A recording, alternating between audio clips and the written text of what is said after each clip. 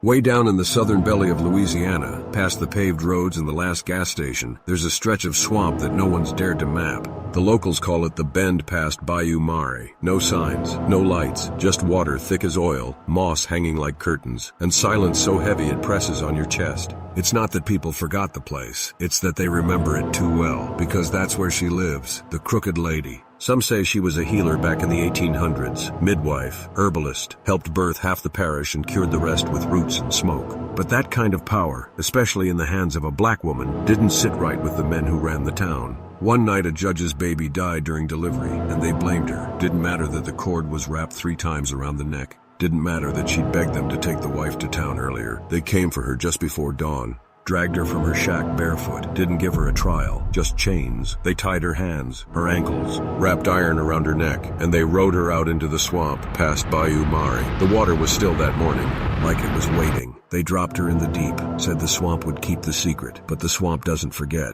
It feeds. Not a week later, the first body showed up, face down in the mud, spine twisted backward, mouth full of swamp water. People started whispering, saying they heard creaking out by the trees, like wet wood breaking, like bones snapping. And late at night they saw her, dragging herself across the bank, limbs bent wrong, back arched like a bowstring. She doesn't walk, she crawls, like every step breaks her again. She doesn't scream, she whispers. Took my life, now I take yours. And the ones she takes, they're never found, except their boots, always left behind in the mud, perfectly placed, toes pointed toward the water. People tried to drain the swamp once, bring in machines, clear the land. The machines sank, no warning. No trace. The workers swore the mud grabbed them, like hands. Since then, the locals made a deal. They don't fish past the bend. They don't speak her name after sundown.